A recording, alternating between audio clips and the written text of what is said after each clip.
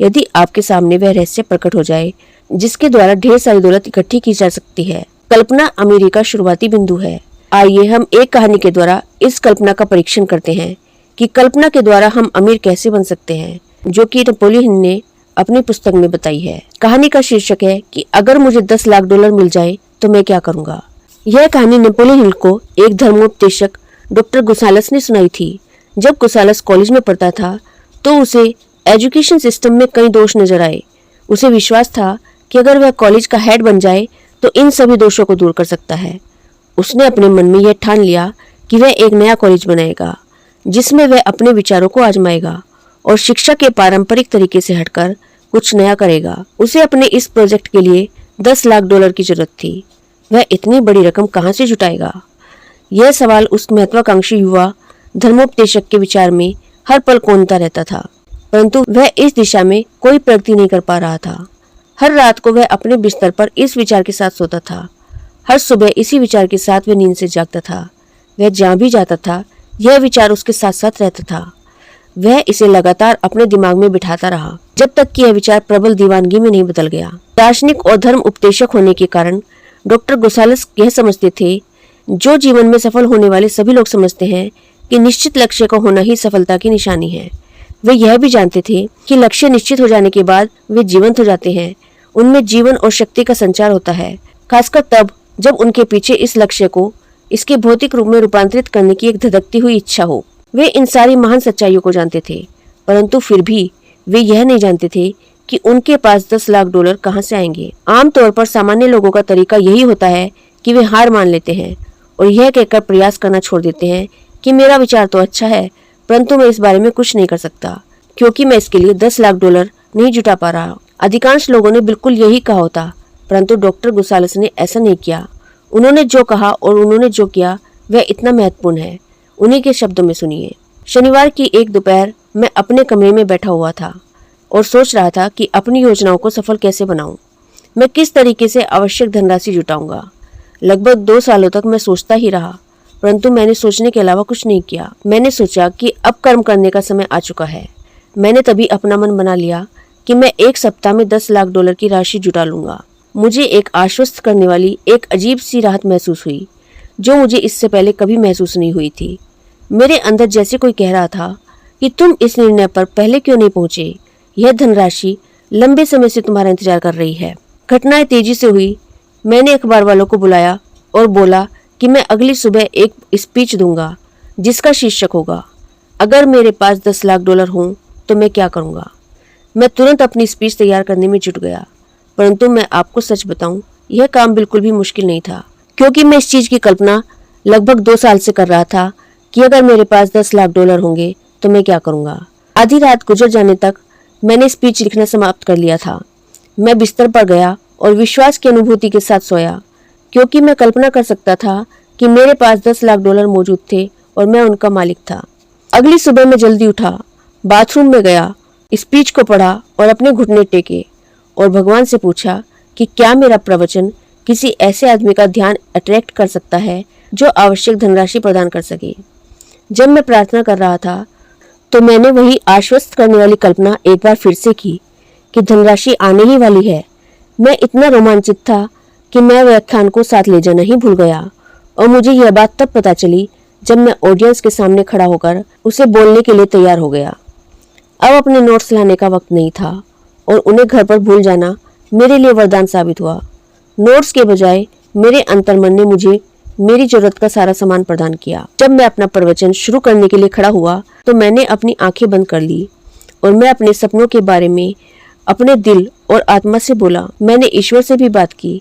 मैंने इमेजिन किया कि अगर यह धनराशि मेरे हाथों में रख दी जाए तो मैं 10 लाख डॉलर से क्या करूंगा। मैंने वह योजना विस्तार से बताई जो मेरे मन में थी।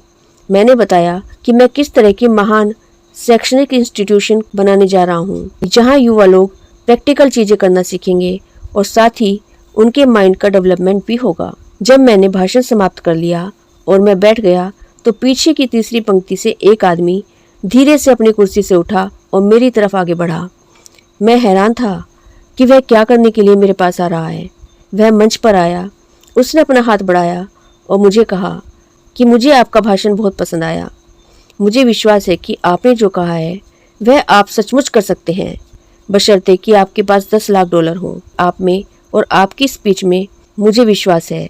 मैं आपको 10 लाख डॉलर दे सकता हूँ अगर आप कल सुबह मेरे ऑफिस में आ जाए।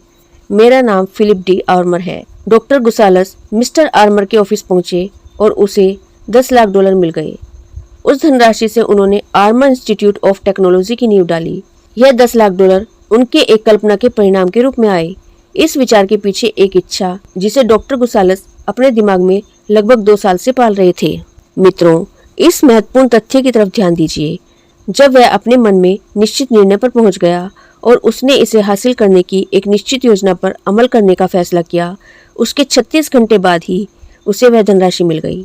10 लाख डॉलर के बारे में डॉक्टर गुसालस के अस्पष्ट चिंतन और धुंधली आशा के बारे में कुछ नया या अद्भुत नहीं है। उसके पहले और उसके बाद भी बहुत से लोगों के मन में इस तरह के विचार आए थे, परंतु उस यादगार शनिवार को जब वह अपने निर्णय पर पहुंचा तो उस निर्णय में कुछ डिफरेंट और अमेजिंग था जो उसे अन्य लोगों से यूनिक बनाता था। जब उसने अस्पष्टता को हटा दिया और निश्चितता से कहा कि मैं 1 सप्ताह में यह धनराशि जुटा लूंगा, और उन्हें वह राशि मिल गई। मोस्टली पीपल यही सोचकर पीछे हट जाते हैं कि हाँ, मैं मानता हूँ कि मेरा आइडिया अच्छा है, लेकिन मैं इसको आगे लेकर नहीं जा सकता क्योंकि मेरे पास इतने पैसे नहीं हैं। यही वह शब्द है जो मेजोरिटी ऑफ पीपल बोलते हैं और कभी सक्सेसफुल नहीं हो पाते। अब आप ही डिसाइड कीजिए कि आपको किस कैटेगरी में शामिल होना है। एक क्रिएटिव दिमाग हमेशा प्रॉब्लम को सॉल्व करने के नए नए तरीके ढूंढता है, न कि प्रॉब्लम की वजह से पीछे हटता है। इससे भी बड़ी बात यह है कि जिस सिद्धांत ने डॉक्टर गुसालस को 10 लाख रुपए दिलाए, वह सिद्धांत आज भी जीवित है। यह सिद्धांत आपके लिए भी काम कर सकता है।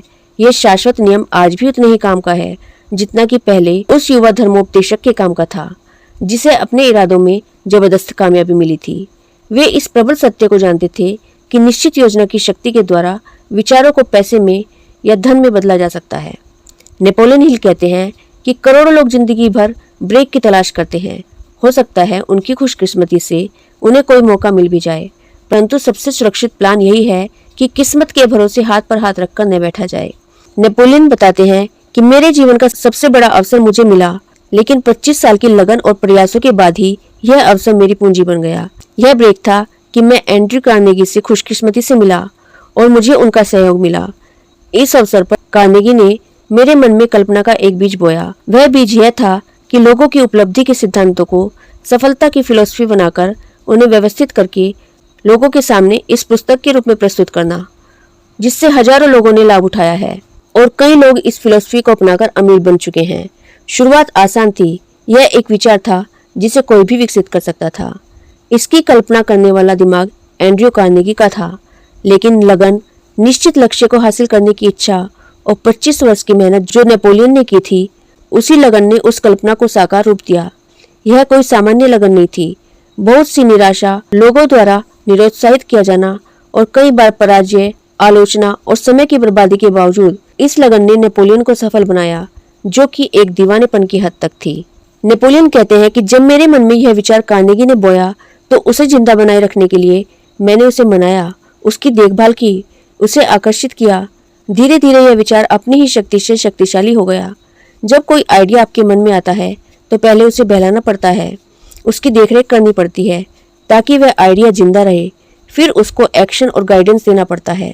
वह आइडिया कुछ टाइम बाद अपनी ही शक्ति से बहुत शक्तिशाली बन जाता है और फिर वह आपकी देखरेख करता है, आपको गाइड करता है, आपको एक्शन लेने के लिए प्रेरित करता है, आपके मार्ग की सब रुकावटों को हटा देता है। एक बार एक बुक्स का पब्लिशर था जिसकी कुछ किताबें बहुत ही कम सेल हो रही थी, तो उसने देखा कि कई लोग पुस्तक के अंदर के शब्दों को नहीं खरीदते हैं, उसके ऊपर लिखा जो टाइटल होता है उसकी वजह से पुस्तक खरीदते हैं।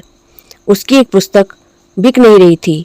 जब उसने इस पुस्तक का शीर्षक बदल दिया तो इस पुस्तक की बिक्री 10 लाख प्रतियों से अधिक हो गई। मित्रों, उस बुक के अंदर की सामग्री को जरा भी नहीं बदला गया था, सिर्फ उस बुक का कवर फाड़ दिया गया था जिस पर वह शीर्षक लिखा था जो बिक नहीं रहा था, और उसके स्थान पर एक नया कवर लगा दिया गया था जिस पर एक ऐसा शीर्षक था जो बॉक्स ऑफिस के हिसाब से आकर्षक था। मित्रों, हालांकि यह बहुत आसान लगता है, यह कल्पना थी। विचारों की कोई औसत या निर्धारित कीमत नहीं होती। विचारों का रचयिता अपनी खुद की कीमत तय करता है, और अगर वह स्मार्ट होता है तो उसे वह कीमत मिल जाती है। सभी जीनियस सेल्समैन यह जानते हैं कि जहां सामान नहीं बिक पाता वहां विचार बिक जाते हैं।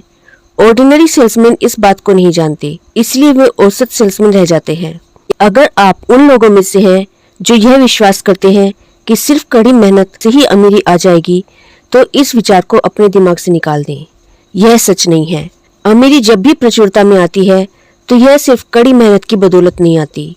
इसका किस्मत या भाग्य से कोई लेना देना नहीं है।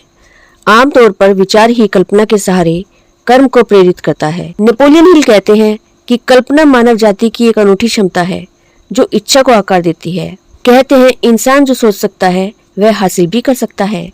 इंसान इतना आगे बढ़ गया है कि उसने इमेजिनेशन की पावर से हवा में उड़ना सीख लिया। उसने हवा को पूरी तरह से जीत लिया है और उड़ने के मामले में पक्षियों को पूरी तरह से पीछे छोड़ दिया है। यहाँ धरती पर बैठे बैठे लाखों किलोमीटर दूर सूरज का वजन और डिस्टेंस नाप लिया है। उसने वाहनों की गति बढ़ा ली है। नेचर के पास एक सीक्रेट फॉर्मूला है और वह सीक्रेट फॉर्मूला है इमेजिनेशन। यह सब इमेजिनेशन का ही तो कमाल है। दोस्तों, नेपोलियन हिल ने इस चैप्टर में कहा है कि इमेजिनेशन के दो फॉर्म होते हैं। पहला सिंथेटिक इमेजिनेशन और दूसरा क्रिएटिव इमेजिनेशन। सिंथेटिक इमेजिनेशन में आप कुछ नया नहीं सोचते हो, बल्कि पुराने इतिहास, प्लान्स और कॉन्सेप्ट्स का इस्तेमाल करके इनका कॉम्बिनेशन बनाते हो और मोस्टली इन्वेंटर्स इसी इमेजिनेशन का यूज करते हैं। दूसरा है क्रिएटिव इमेजिनेशन। इसमें आपकी सोचने की कोई लिमिट नहीं होती है। इसी इमेजिनेशन की वजह से नए नए इतिहास बनते हैं। सभी बड़े बड़े leaders, businessman, artist, musician, painter, writer इसी इमेजिनेशन की वजह से ग्रेट बने। यहाँ आपको एक बात ध्यान रखनी चाहिए कि दोनों इमेजिनेशन, सिंथेटिक और क्रिएटिव, उतना ही बेहतर काम करेंगी जितना आप इनका यूज करेंगे। बिल्कुल किसी बॉडी मसल की तरह। जिस तरह शरीर की कोई मांसपेशी या अंग उपयोग या एक्सरसाइज के द्वारा और भी ज्यादा सुदृढ़ हो जाता है। अपने बड़े लक्ष्य को प्राप्त करने के लिए, अपनी कल्पना का सर्वोत्तम उपयोग करने के लिए विचारों की एक सूची तैयार करें जो आपको प्रेरित करेगी और आपको अपनी प्रतिभा का सर्वोत्तम उपयोग करने में सक्षम बनाएगी। मित्रों, कल्पना वास्तविकता में वह वर्कशॉप है जहां इंसान द्वारा बनाए गए सभी प्लान सही आकार में ढलते हैं। यह मन की कल्पना शक्ति द्वारा व्यक्ति की बर्निंग डिजायर को आकार, रूप और कार्य रूप दिया जाता है। यह कहा गया है कि इंसान जिस चीज की कल्पना कर सकता है उसको वास्तविक रूप भी दे सकता है। सभी लोग जो लाइफ में सफल हुए हैं उनका स्टार्टिंग पॉइंट था इमेजिनेशन। मनुष्य अपनी कल्पना शक्ति के प्रयोग के विकास के शिखर पर अभी तक भी नहीं पहुंचा है। उसने तो सिर्फ यह खोज की है कि उसके पास कल्पनाशीलता है और उसने बहुत ही शुरुआती तरीके से इसका प्रयोग करना शुरू कर दिया है। बिजनेस, उद्योग, फाइनेंस के महान लीडर और महान कलाकार, संगीतकार, कवि और महान लेखक इसलिए बनते हैं क्योंकि उन्होंने क्रिएटिव इमेजिनेशन की पावर को विकसित कर लिया है। हो सकता है कि आपकी कल्पना शक्ति थोड़ी कमजोर हो गई हो क्योंकि आपने बहुत दिनों से उसका उपयोग नहीं किया। इसे प्रयोग के द्वारा दोबारा फिर से जगाया जा सकता है और सशक्त बनाया जा सकता है। यह शक्ति कभी नहीं मरती। हालांकि यह संभव है कि प्रयोग के अभाव में यह सोई हुई हो। कल्पना के विकास पर अपना ध्यान केंद्रित करें क्योंकि यही वह शक्ति है जिसके द्वारा आप अपनी इच्छा को धन में रूपांतरित कर पाएंगे। अपनी कल्पना को योजना बनाने के काम पर लगा दें जिसके द्वारा आपकी इच्छा धन में रूपांतरित हो सके। आप अपने प्लान को लिख लें। जिस क्षण आप इसे पूरा कर लेते हैं उसी क्षण आप निश्चित रूप से अमूर्त इच्छा को मूर्त रूप देने लगते हैं। अपने प्लान को एक बार जोर से पढ़ें, इसे दोबारा पढ़ें।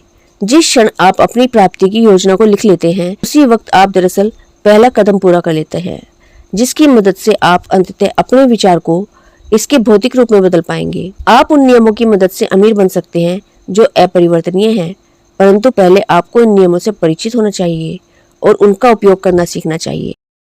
नेपोलियन कहते हैं, यदि आप अमीर बनना चाहते हैं तो हमेशा ग्राहक के बारे में सोचिए कि वे क्या चाहते हैं, उन्हें वही दीजिए। अपनी प्रॉब्लम से सकारात्मक कदम उठाकर उबरिए। हमेशा नए विचारों के लिए अपना मन खुला रखिए और जैसे ही मौका मिले उन्हें पकड़ लीजिए। यह था चैप्टर 5 जिसमें नेपोलियन हिल ने बहुत ही अच्छी सीख दी है और उन्होंने बताया है कि कल्पना के सहारे हम किस तरह से अमीर बन सकते हैं। अपनी book think and grow rich में लेखक ने कई सारे ऐसे तरीके बताए हैं जिनके द्वारा आप अपने किसी भी लक्ष्य को बड़ी ही आसानी से प्राप्त कर सकते हैं। यदि आप अपने लक्ष्य को जल्दी से जल्दी प्राप्त करना चाहते हैं तो नेपोलियन हिल की थिंक एंड ग्रो रिच जरूर पढ़िएगा। यह बुक आपको आपके सपने साकार करने में बहुत मदद करेगी। तो मित्रों, आशा करती हूँ कि आज की वीडियो से आपको काफ़ी कुछ सीखने को मिला होगा। यदि यह वीडियो आपको अच्छा लगा है तो इसे लाइक शेयर जरूर कीजिएगा और आपके अपने चैनल वर्ष ट्रेजर को सब्सक्राइब कर लीजिएगा। Thank you.